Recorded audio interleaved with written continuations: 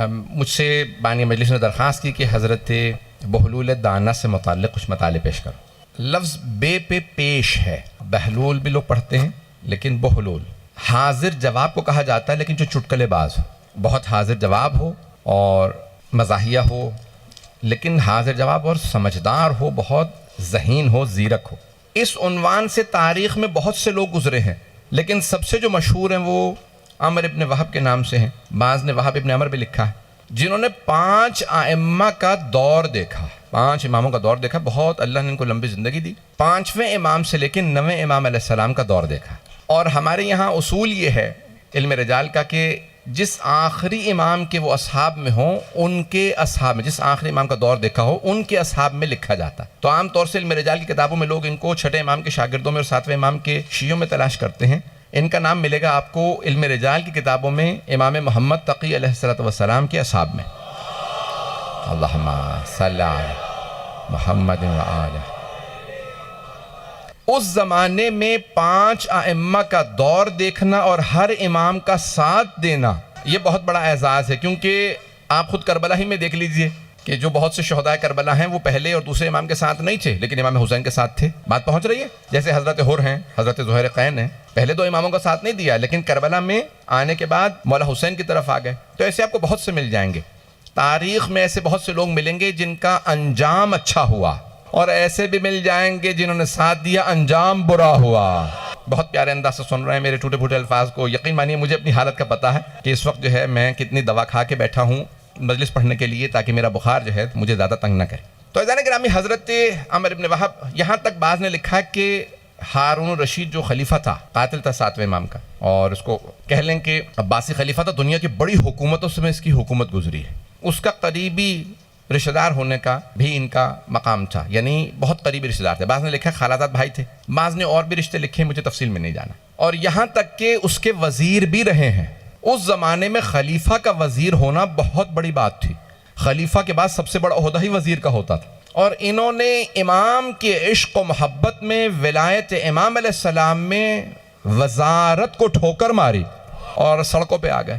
عزیزان گرامی، یہ بہت بڑا اعزاز ہے کہ ساتھ بھی دینا اور اس کی خاطر، اس ساتھ دینے کی خاطر غربت کو اپنانا، فقر و فاقے کو اپنانا۔ عزیزان گرامی، دولت جمع کرنے والے تو بہت مل جائیں گے، عہدہ، منصب، دولت لٹانے والے آل محمد کے نام پہ۔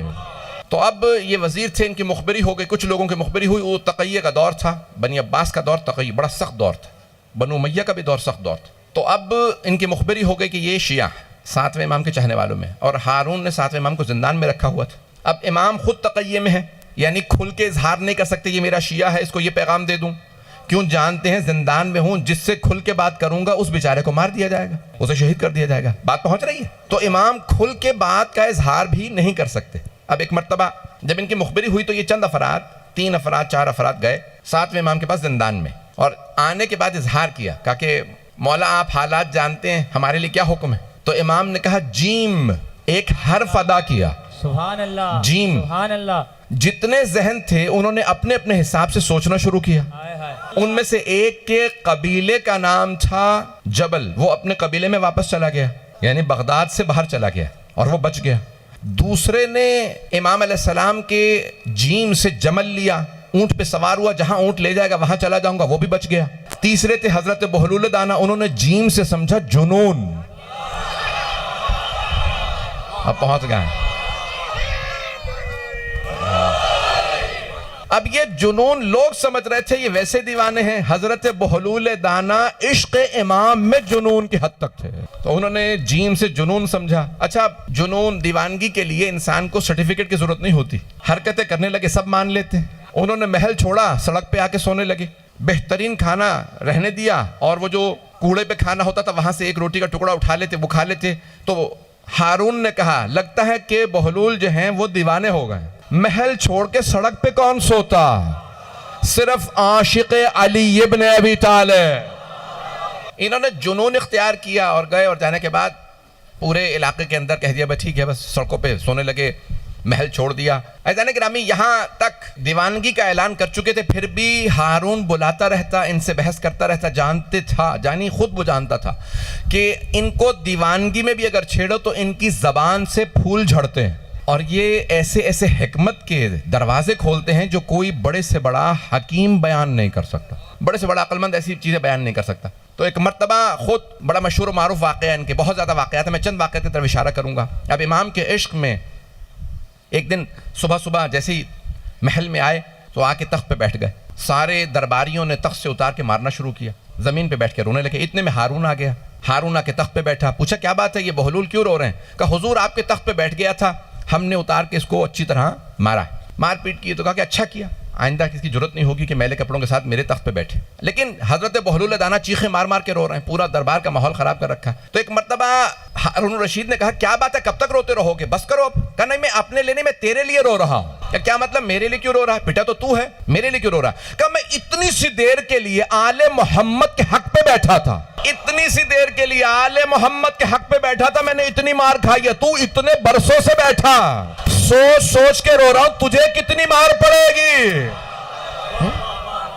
تو حضرت بہلول دانا بے انتہا ذہین، زیرک، سمجھدار، اور جس قدر ہو سکتا تھا آل محمد کی ولایت کا دفاع کرتے، جہاں جاتے وہاں پہ آل محمد کی ولایت کا دفاع کرتے۔ بس سرور کائنات نے کہا تھا یا علی لا یبغضک، کوئی آپ کا بغض نہیں رکھے گا سوائے اس کے کہ جس کا شجرہ خراب ہو۔ تین نشانیاں پیغمبر نے بیان فرمائی ہیں کہ یہ تین گناہ جس کے اندر ہوں گے، یہ تین برائیاں ہوں گی، وہی علی کا بغض رکھے گا۔ تو ایک مرتبہ ہارون نے کہیں حضرت بہلول دانا سے کہا پتہ کیسے چلے گا کہ کوئی ایسی برائی رکھتا ہے یا نہیں رکھتا، وہ یہ اس کے اندر خرابی ہے یا نہیں ہے؟ کہا نہیں، کوئی مشکل بات نہیں ہے، تو ابھی بتا کتنے افراد چاہیے، میں لے آتا ہوں جن کا شجرہ خراب ہو۔ کہا تو اعلان کر، کہا مجھے 40 افراد لا کے دے دے ابھی۔ حضرت بہلول دانا بغداد کے بازار میں آئے، کہا جتنے افراد علی کا بغض رکھتے ہیں ذرا سامنے آ جائیں۔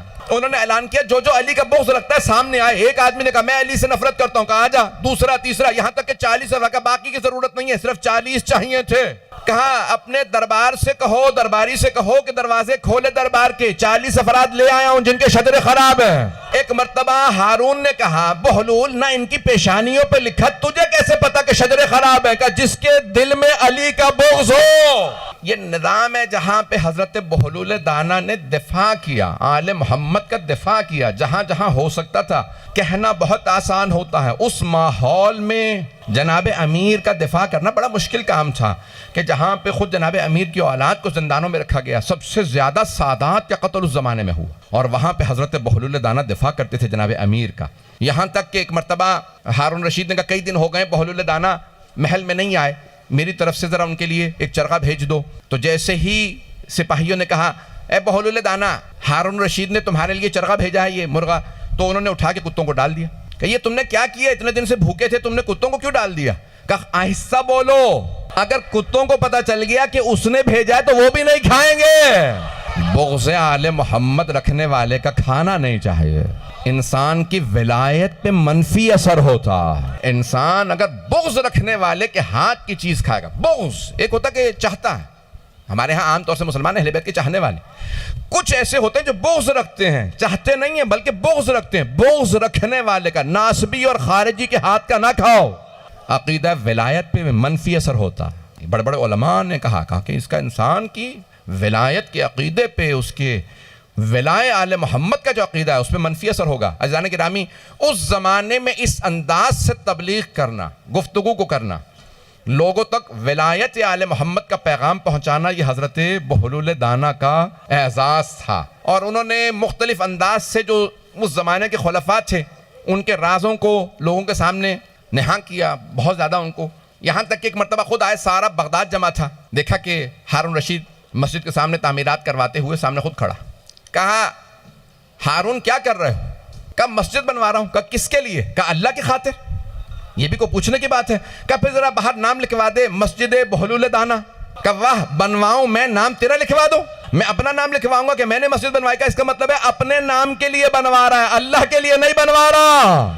کبھی دھوکہ نہ کھائیے گا، جب بغض آل محمد رکھنے والے نیک کام بھی کریں تو ریاکاری بھی ہوتا ہے، اللہ کی خاطر نہیں ہوتا۔ ایسے افراد کبھی اللہ کی خاطر نہیں کرتے، کبھی بھی ان کے نیک کاموں سے بھی دھوکہ نہ کھائیے گا۔ یہ نیک کام بھی کریں تو اس کے اندر بغض، ریاکاری، دکھاوا سب کچھ موجود ہوتا ہے۔ عزیزان گرامی، اس لیے ضروری ہے کہ انسان نیتوں کو خالص رکھے۔ یہاں تک ملتا ہے کہ پرانے زمانے میں آپ جانتے ہیں عمومی حمام ہوتے تھے، جہاں لوگ وہ لنگ باندھتے تھے اور آتے تھے اور وہیں پہ پبلک باتھ روم ہوتے تھے, گھروں میں حمام نہیں تھے. تو ایک مرتبہ اعلان ہوا کہ ہارون الرشید خلیفہ وقت حمام میں آ رہے ہیں, لوگ عام جو عوام ہے وہ حمام خالی کر دیں.